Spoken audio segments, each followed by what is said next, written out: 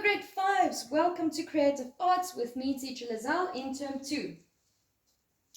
I want to read you my disclaimer. The work to be done during this PowerPoint and video presentation covers the work for term 2 for Creative Arts in grade 5 by Miss Lizelle Wilkinson. All information is original content. These lessons will be done in a lot of parts or short videos, so it's easier for you to learn. All of the YouTube videos that are referred to in the videos of this PowerPoint has been set up on a separate list that I have sent to your parents and or caregivers. Please go and watch the videos as you then will understand the work better.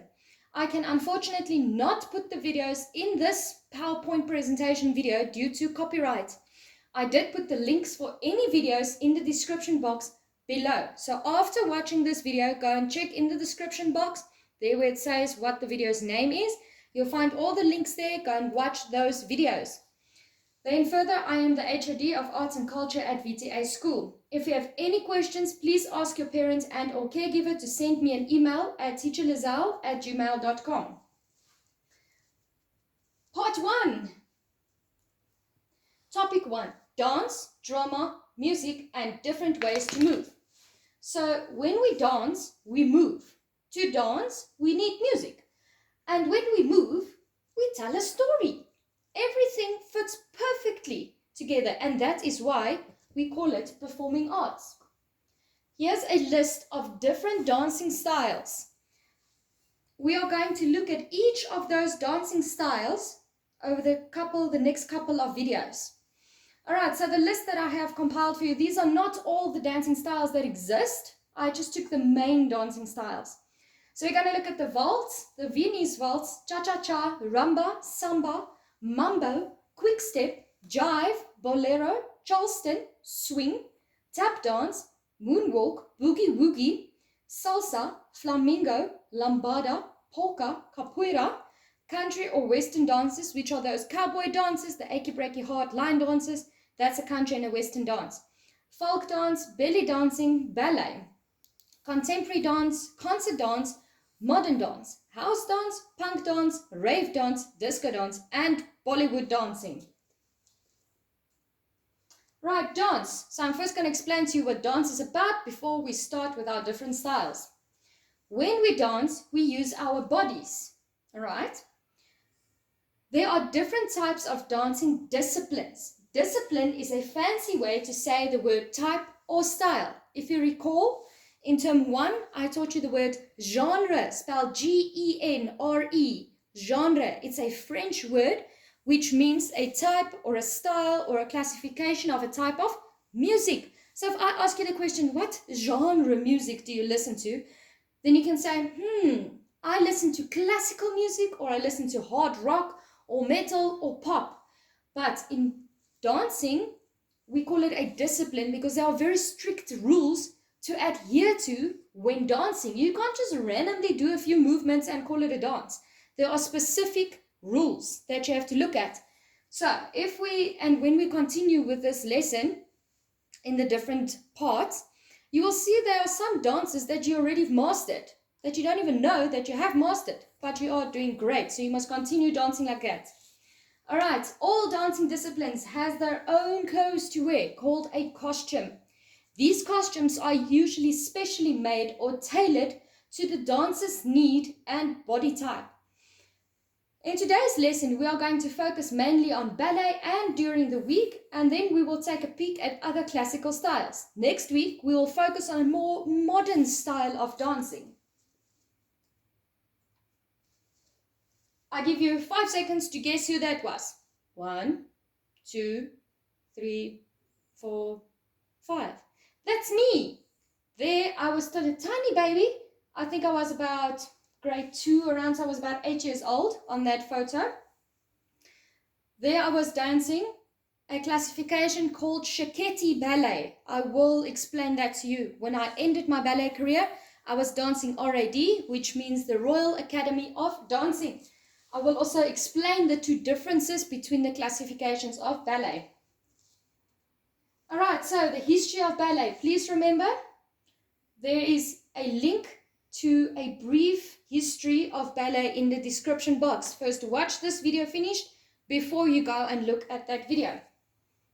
Alright, so ballet originated in the Italian Renaissance court of the 15th century. In other words, the 1400s. I do not know why they have one number higher than the actual year count, but we go with that. Alright, so noblemen and women were treated to lavish events, especially wedding celebrations, where dancing and music created an elaborate spectacle. Spectacle means a lot of stuff together. It's like way over the top. There was so much food, so much dancing, singing, anything you can think of that's performing arts was done at one such celebration. All right, so dancing masters taught the steps to nobility. Nobility is royal people, people that have titles like prince and princesses and dukes and duchess, you know, those people that used to be in the palaces. All right, then the court participated in these performances. The court is usually the people that hang around like in the foyer of the palace and are friends with the noblemen and women. They are not princesses and princes. They do not have a title, but they are very rich. So that's like in money rich. We do not have those type of people today, except in England where we still have the queen and the princesses and the princes. But by the way, that country is run by a governing system. All right, so then continuing, we have in the 16th century, which is the 1500s, Catherine de' Medici, an Italian noblewoman, wife to King Henry II of France, so she was the queen, and a great patron of the arts, began to fund ballet in the French court. Her elaborate festivals encouraged the growth of a program that included dance, decor, costumes, song, music, and poetry.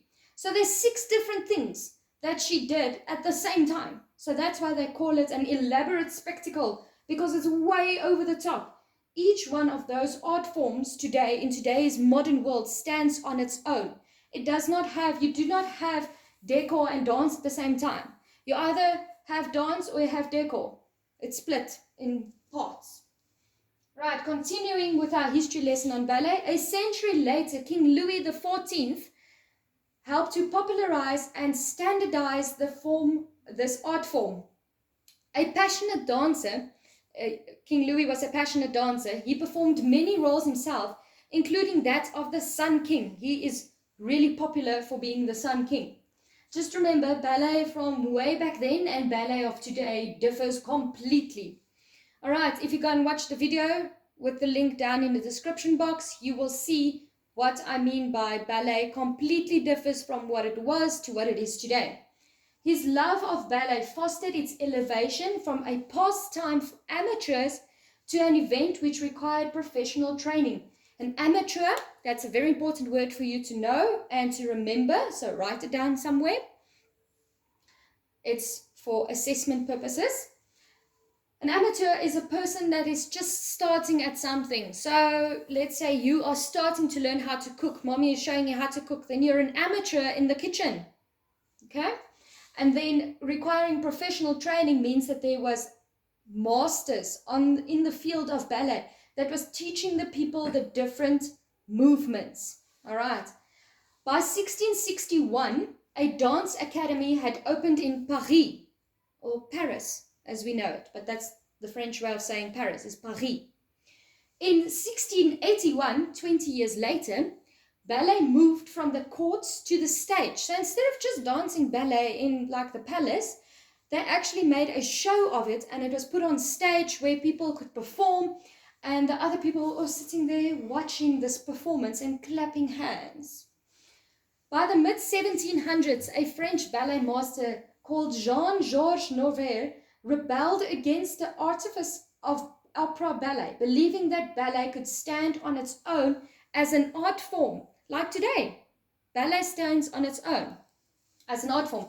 His notions that ballet should contain expressive, dramatic movement that should reveal the relationship between characters. So let me give you an example. In term 1, we did miming. And you remember when I showed you my cell phone and its screen was black?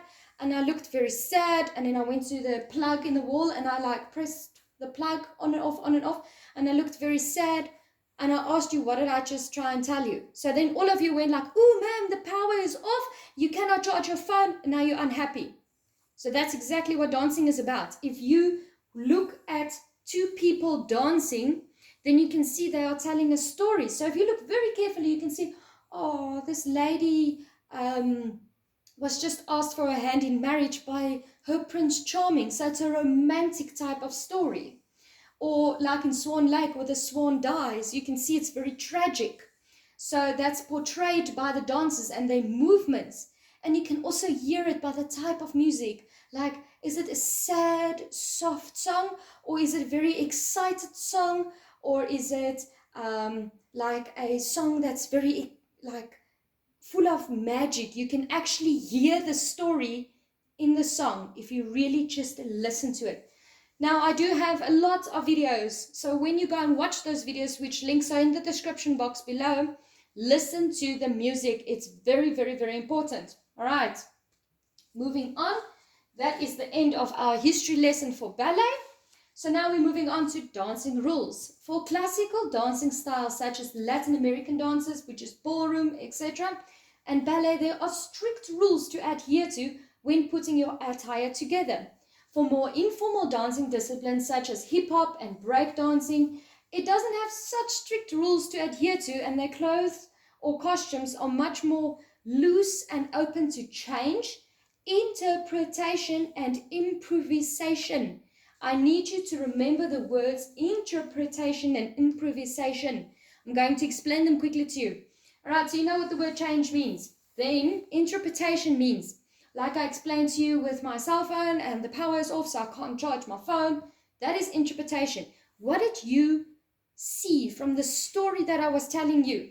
And I wasn't even using words. I used my body and movements and emotion on my face. And you went and you were like, what is she telling me?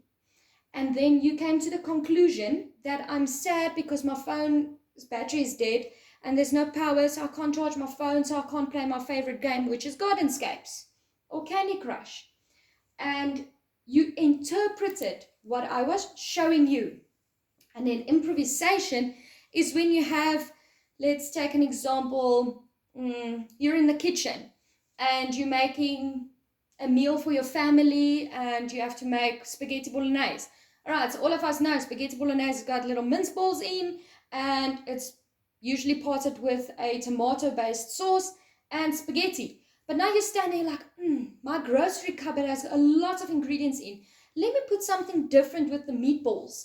And you put something in there. Then you improvise what you have just put in the meatballs. So now, obviously, if you put something else in there, the food will taste differently than the previous time that you've cooked it. So that's exactly the same in dancing.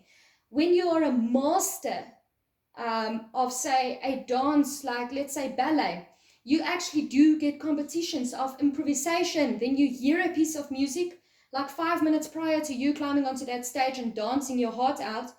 And then you hear this music and you're like, okay, now I have to make like moves that go with this music. And then the music starts playing and you go onto stage and you dance. And the movements that you make is all improvised. Like you're thinking of the move and you're physically doing it. There's no choreographed dancing made for you prior to you hearing that music. So there are competitions in which you can dance like that. It's dancing, music. You can even read like that. Go for reading competitions where they give you a text and you just read. And you've never seen that text before. The same with poetry and public speaking. Every single art form that exists today does have a section for improvisation. Right, moving on to language. Something interesting to know. Most classical dance forms are in different languages such as English or Afrikaans or any other African language you might know. Ballet is mostly in French. A well-known word in ballet is plié. Direct translation means bend. So I've showed you before, you get a demi-plié, so you basically just bend your knees a little bit. But when you go back to school, then we're going to do a ballet lesson. Then I'm going to teach you how to do it. And then we have a grand plie where you go totally down onto the ground and back up with your hands in a port de bras. It's also a French word. All right, but I will explain all of that to you and show it to you once we are back at school. People who are deaf, like they can't hear, can also dance ballet. They feel the vibrations of the music through their feet, using the normal ballet shoes, and dance according to the beat they feel, because they can feel the vibrations, and they're like, okay, that's a slow vibration, so I should move slowly, and that's a fast vibration, so I can move fast. So ballet is a dance which actually includes everyone into it. All right, and that brings us to the end of this lesson. Please remember to subscribe to our YouTube channel and like our Facebook page, where you will get daily updates on everything that's going on at school. Thank you.